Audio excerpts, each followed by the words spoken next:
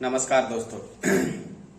दोस्तों आज बात करेंगे कनाडा से जो हमारे रिश्ते खराब हो रहे हैं भारत के, जो कि बहुत सही नहीं है हमारे लिए, उनके लिए भी सही नहीं है क्योंकि हमारा एक्सपोर्ट और इंपोर्ट दोनों बराबर होता है। लेकिन हमारे स्टूडेंट ज़्यादा, हमारे लोग ज़्यादा कनाडा में रहते हैं, तो उसी के हवाले से बात करेंगे कि जैसे आप लोग सब लोग जानते हैं कि जैसे अभी 2 महीने पहले 18 जून को एक खालिस्तानी आतंकवादी हरदीप सिंह निज्जर की हत्या कर दी गई थी कनाडा में। तो उसी को लेके कनाडा जांच कर रहा है और कनाडा का कहना है कि इसमें भारत के एजेंसियों का हाथ है। तो भारत को कल भारत के जो राजनयिक जो सीनियर डिप्लोमेट थे उनको निष्कासित कर दिया कनाडा ने। तो उसके बदले भारत ने उनके सीनियर एक जो डिप्लोमेट थे उनको 5 दिन के अंदर देश छोड़ने को कह दिया है। तो इससे दोस्तों हमारे जो रिश्ते हैं ना कनाडा के साथ, वो बहुत ही नुकसान हो सकते हैं, हमारे देश के भी नुकसान होंगे। क्योंकि देखिए युद्ध तो संभव नहीं है कनाडा के साथ ना हमारा, क्योंकि हमारा बॉर्डर नहीं लगता और मुझे लगता है कि युद्ध इन चीजों का हल है भी नहीं। तो उस लेवल तक हमें सोचने की जरूरत नहीं है। लेकिन रिश्ते हमारे खराब होंगे तो वहां पे हमारे जो लोग रहते हैं उनको बहुत नुकसान हो सकता है। क्योंकि खालिस्तानी आतंकवादी उनको नुकसान पहुंचा सकते हैं। उनको तो करना क्या है, उनका राबत से ही उन पर चलता है। वो जो गुरपतवंत सिंह पन्नू अमेरिका में बैठा है, वो भारत के हिंदुओं को धमकी दिया है। हालांकि हिंदू वहाँ के इतने कमजोर नहीं, हिंदू वहाँ पे अच्छे अच्छे पोस्ट पे हैं, अमीर हैं, तो वो लोग निपट लेंगे। लेकिन कुछ ऐसे 1-2 हिंदू को अगर मार ही दे तो कोई क्या कर लेगा। तो सबसे बड़ी बात है कि भारत को इसको कूटनीति तरीके से हल करना चाहिए। भारत को दुनिया में उठाना चाहिए कि भाई अगर कोई आतंकवादी जाके कनाडा का नागरिकता ले लेता है, इसका मतलब ये नहीं कि कनाडा का नागरिक है। कनाडा का इसीलिए कनाडा कर रहा है कि जिसमें जो हरदीप सिंह निज्जर था वो कनाडा का नागरिक था। तो कनाडा कह रहा है कि हमारे नागरिक को अगर कोई कहीं भी मारेगा तो हम उसके बचाने के लिए आवाज उठाएंगे। तो कनाडा में हरदीप सिंह जो निज्जर था वो भारत का आतंकवादी था, एनआईए ने उसको आतंकवादी घोषित किया था, उसको 10 लाख का इनाम भी था।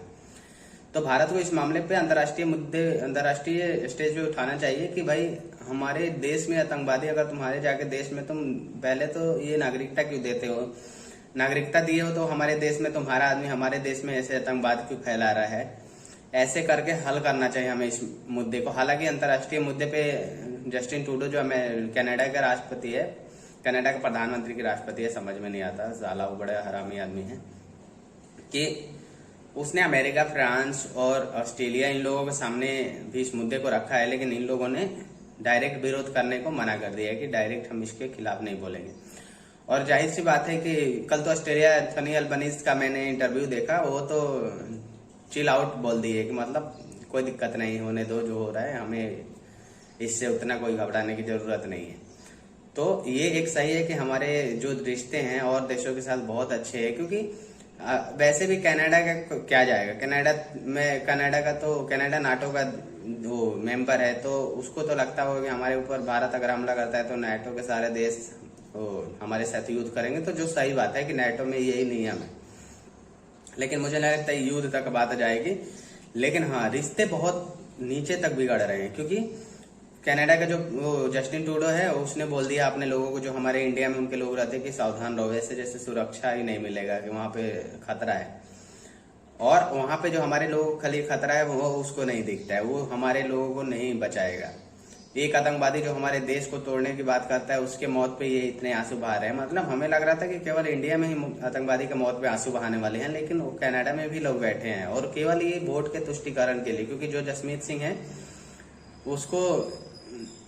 उसके 12 सीट हैं, लगभग 24 सीट हैं वहां के लोकसभा में, और जस्टिन ट्रूडो की 158 सीट है। और वहां पे सरकार बनाने के लिए 170 सीटों की जरूरत होती है। जो 12 कम है तो उसका 24 ज्यादा है, तो दोनों गठबंधन का सरकार बनाएंगे। हालांकि वहां के विपक्ष का नेता बोले हैं कि हम एक ऐसे आदमी के लिए जो भारत में टुकड़े करने को सोच रहा है, उसके लिए भारत पुराने दोस्त से रिश्ते खराब कर रहे हैं, जो कि सही नहीं है। तो वहां भी विपक्ष में लोग हैं जो भारत की सपोर्ट कर रहे हैं, और बाकी दुनिया भी भारत की सपोर्ट कर रही है। एंथनी अल्बनीज तो बहुत बेस्ट आदमी है यार, मैं तो उसका फैन हूँ, ऑस्ट्रेलिया के प्रधानमंत्री का। जो वहां पे आए थे, इतना अच्छा होली खेले थे, क्रिकेट मैच, ये सब अच्छे हमारे रिश्ते हैं, तभी तो ये सब होता है। लेकिन ये कनाडा जो कर रहा है वो बहुत गलत है। मेरा राय यही है, कनाडा का जो कोलंबिया प्रांत में सबसे ज्यादा सिख रहते हैं, उसी को ऐसे कोलंबिया प्रांत इतना बड़ा है कि उसमें 19 पंजाब आ जाएगा। कल सुदीप चौधरी आज तक में बता रहे थे। तो उसी को वो खालिस्तान घोषित कर दो। जो भी इंडिया से खालिस्तानी जाना चाहते हैं वो भी जाके वहां बस जाएं, तो ज्यादा बेटर रहेगा ना। क्यों, भारत तो एक छोटा सा देश है, उतना भारत की क्षेत्रफल भी नहीं है, तो इतने में कहाँ रहेंगे। तो उससे अच्छा जो कोलंबिया प्रांत में जहाँ सिख रहते हैं ज्यादा, वहीं पे उसी को खालिस्तान बना दे और वहीं पे रह लें। तो यही मेरा मानना है, यही सुझाव भी है कनाडा के प्रधानमंत्री को। अगर मेरा वीडियो भगवान करे कि जाए वहां तक, तो कनाडा के प्रधानमंत्री देखे और उसको घोषित कर दे जल्दी, और इस मुद्दे ही निपट जाएंगे पूरी दुनिया से। क्योंकि यूके में, अमेरिका में, ऑस्ट्रेलिया में, हालांकि ऑस्ट्रेलिया ने कंट्रोल किया है पिछले कुछ दिनों से। तो यही दोस्तों बात है, कनाडा के साथ बिगड़ते हालात जो कि हमारे लिए सही नहीं है ना उनके लिए सही है। लगभग 460 मिलियन का हमने इंपोर्ट किया था, एक्सपोर्ट किया था हमने, और 420 मिलियन का उन्होंने एक्सपोर्ट किया था। तो जाहिर सी बात है कि नुकसान बिजनेस दोनों का नुकसान होगा। बिजनेस में कनाडा का ही ज्यादा नुकसान होगा। कनाडा की 800 कंपनियां हमारे भारत में काम करती है, हमारे भारत की सिर्फ 200 कंपनियां कनाडा में काम करती है। तो हमारा तो कम नुकसान होगा, लेकिन नुकसान तो होगा। हमारे लोग ज्यादा वहां पे रहते हैं, लगभग हमारे इंडियन 24 लाख लोग रहते हैं, जिसमें सिर्फ 10 लाख वहां पे नागरिकता मिल चुका है और 16 लाख ऐसे हैं NRI। तो हमारे लोग को नुकसान नहीं होना चाहिए। हमारे स्टूडेंट जो जाते हैं उनकी पढ़ाई चल रही है, अगर बीच में ऐसे छोड़ना पड़े तो दिक्कत है।